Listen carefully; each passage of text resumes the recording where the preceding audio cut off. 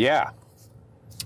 Yeah, so that's where I'm headed right now, going over there. But yeah, they were there early this morning and working on everything, the whole punch list that we got. But I know they've got the check-in counter torn apart. They've started taking the roof down and taking all the stuff off. So I know that was one of the big things they started with. That was a meeting with Royal Caribbean. We have a weekly meeting where we just discuss where we're at or things we're working on, anything new that's come up. So we had a few new items that we've seen. They need maintenance, so we help them with a lot of their ongoing maintenance and issues that they have at the Royal Beach Club on Paradise Island.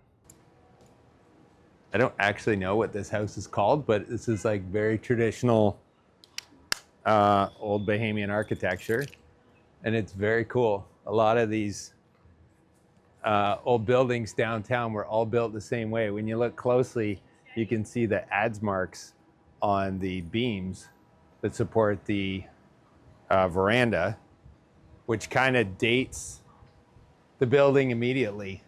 Those pieces were basically cut and shaped by hand with an adze. It's a type of axe you use to square up a timber. So this is prior to electricity, power tools.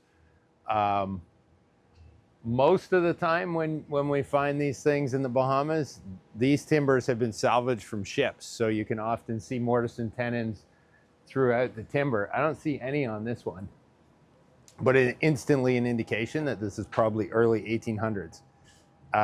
When I look closer at the shutters, we can see some other details that instantly don't necessarily indicate the year, but the level of craftsmanship.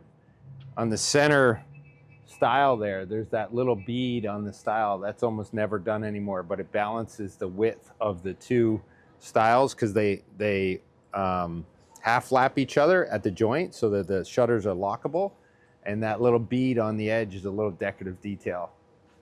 The shutters are mortise and tenon joinery, and I can see the pegs in the corners. So again, that's giving an indication that they are old, not an actual date. Let's see, what else do we see here? The hardware alone is very cool. I mean, I'm guessing this is early 1800s, but that hardware is all handmade, hand-forged shutter hardware. So again, early 1800s, there were no power tools. This was all made by hand. Let's see if we can see anything else on the doors.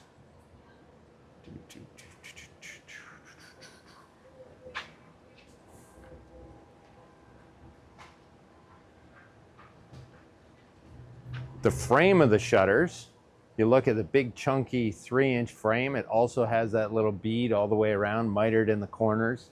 The really high quality detail. And it's mortise and tenon joinery. The sill is a little bit larger, so the water drips off and kicks away from the window. And you can see that the mortise and tenon is pegged with a dowel. That's the little circles in the corners. So again, it's just some of the unique joinery, but it's giving an indication of at least the century that the building was built. This is an up-close example of what I was just talking about. So old historic shutters, mortise and tenon joinery. All the joints are doweled or pegged. You can see the little circles. That's how you know it's a mortise and tenon joinery, is because that little circle, there's a wooden dowel inserted so it can't ever pull apart.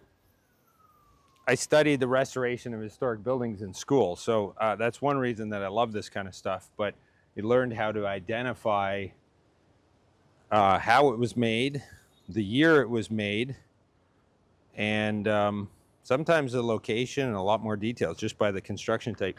Here, where it's all rotted away, you can see the mortise. So this bottom rail, mortise is all the way through. The vertical piece is called the stile. So there you can actually see it. And these were likely made early 1800s again, same as that other building. This is all done by hand.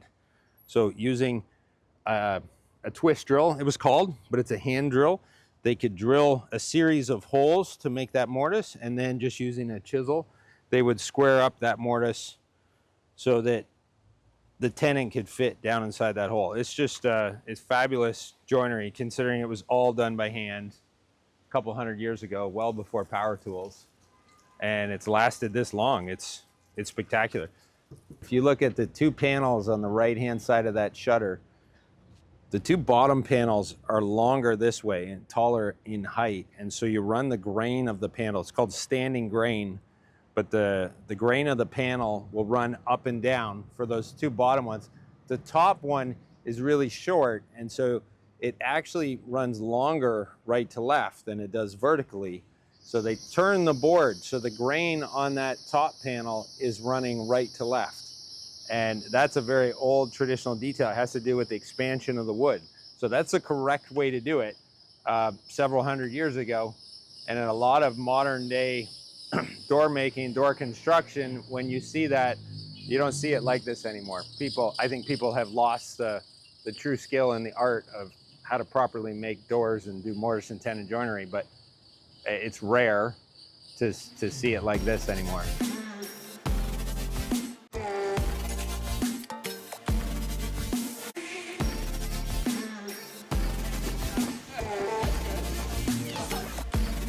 We're here at the Royal Beach Club on Paradise Island. We came today to do some maintenance work. Today is a no-ship day, so you see there's no people on site. The place is empty, but it gives us the opportunity to build some more special projects for them, do a bunch of maintenance, any kind of miscellaneous things that they need done on the island before the guests come back tomorrow.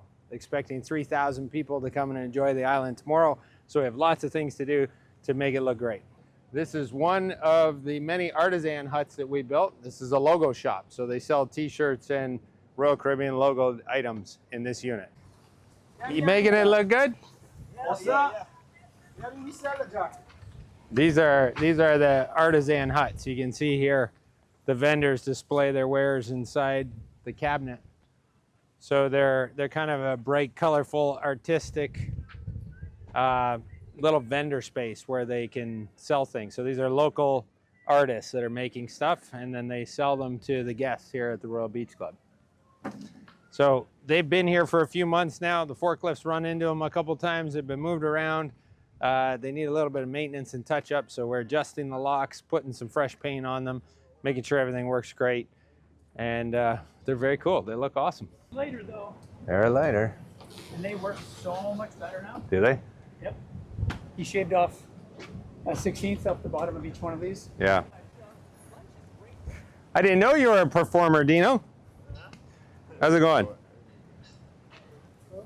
The guys are just over here behind us working on the check-in counter. There's a big storm, it blew over and it smashed the tiki hut roof. So we're rebuilding it from scratch. We got one day to get it done before the guests are back here.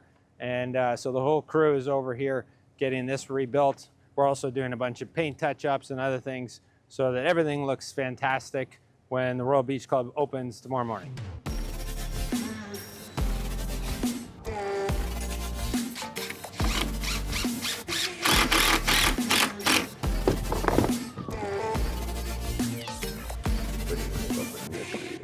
Let's see. Take it up. Take. Oh, yeah. Huh? All right. What's up? Oh, they got that building, right? When you go straight up, catch the. Go straight. Hey, you don't want. Yeah, like try catch this one by up. Yeah, that's why I do it like this.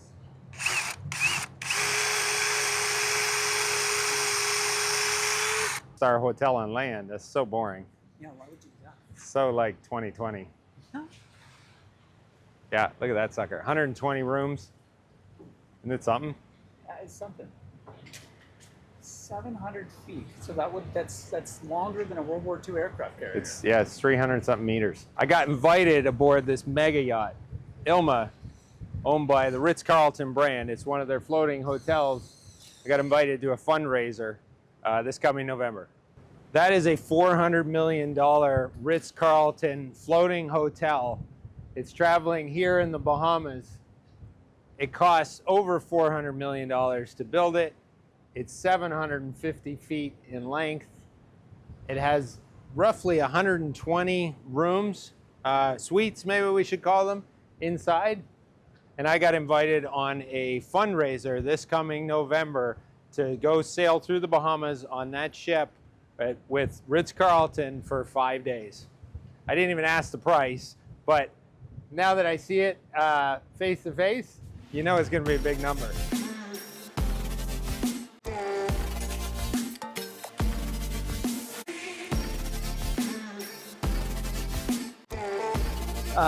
Introduced to Zoanna through my neighbor, who is the daughter of a mutual friend of Jonathan and I. And Jonathan was on the phone with Robert, and Jonathan was complaining essentially about how he really needed somebody that could look after, and he listed off a laundry list of things that he wished that someone would look after. And Robert had been talking to his daughter, and my neighbor mentioned, that sounds an awful lot like what Richard does in the film industry. And Robert connected Jonathan and I, and after about 3 weeks of emailing and chatting about what I do in the film industry and in the advertising industry and what he does in the real world, it sounded like basically what needs to be done here is a production designer job. So I've been here now for 8 weeks, and we've been working on this as one of our projects. It's the Royal Caribbean Beach Club is one of our contracts, and the other contract is the Mandara Spa for Atlantis Resort over on Paradise Island. And both those projects, from a production designer perspective, they're movie sets. They're gigantic, super elaborate, expensive movie sets. And it's been a lot of fun, actually, just stepping outside of my comfort zone after 30 years of essentially doing hundreds and hundreds of TV commercials and working on films, to step into the real world and realize that it's no real different than actually working on a film. So it's been really, really interesting and really a fun challenge. What is it about all of this stuff that's similar to a movie set, or like building a movie set? Oh man, when I got here, I didn't know that there would be so much similarities about compared to movie sets. But when we walked through the Atlantis the other night, I was blown away about how massive it was and how much production value there was. And it essentially is a functioning, fully immersive movie set, or a theme park. It's a theme park, essentially. And this place is, again, another theme park. So the crossover, the skill set crossover is nearly 100%, with hardly any, aside from some lingo, like it's the same. So in the movie world, how do you create sets? You get two-dimensional drawings just like we do in the construction world, and you build from drawings and sketches, just the same thing? We're working on let's say we're working on a TV commercial, and the director and I meet, and we come up with, it starts off with words, and then I take those words, put those words into a drawing or some kind of concept drawing, some kind of rendering of some kind. Yeah. And the construction companies that I work with, they're pretty good. If I take a concept drawing to them, they have their own guys that will throw it into a program, and now they're building it like it's a three-dimensional model. But the one thing that is different about building a set is we could walk around a Atlantis Spa movie set, but as soon as you go around the backside of the Atlantis movie set, you've got 1x4s and door skin and grips that are hiding and electrics that are working. So that stuff is meant to be temporary, whereas the stuff that we're doing, if the ocean doesn't destroy it for us, is meant to be permanent. So that's one big difference, is the things that we're doing are meant to be, they're going to be handled by people and used. Longevity, yeah. That's a very important thing here at Royal Caribbean, because they're looking at 3,000 guests a day walking through here and touching things and using them and buying stuff, and it gets a massive amount of wear and tear. Yeah, if you think about 3,000 people walking on a movie set, and pulling on a door handle and it comes off in their hand, there's no comparison. That's slightly different. But I mean, the people that are coming here, they're coming here to have fun. So you've got kids banging into stuff. It's just almost like the people come in, everything gets slightly damaged. Yeah. They go away, That's right. and then we've got to come in They and just gotta hopefully repair it. fix it up. Yeah. So I was introduced to Richard months and months and months ago, and they kind of explained that he had a very similar career to mine, even though it was in the movie industry. It's a slightly different than millwork, but the reality is they build a lot of this kind of scenic lifestyle, scenic carpentry that we also do here in the Bahamas. Most things in the Bahamas are all about the vision and the design and creating that and making the vision come to life. So when I started to talk to Richard, I realized he had a very similar career that would really fit well with what we do here in the Bahamas. So he came down to take a look. He loves it here. Everything is basically like a movie, is what he says. The entire Bahamas is a movie. And so he's been a great fit for us. He works great with the guys, and he's got a really high level of skill in creating these super unique millwork projects where design is at the forefront of what we do. We are all finished now at the Royal Beach Club. Time to head back, hop on the boat, and back over to Nassau. That's it for today. Join us again next week as we film another episode on a different project here in the Bahamas. Thanks.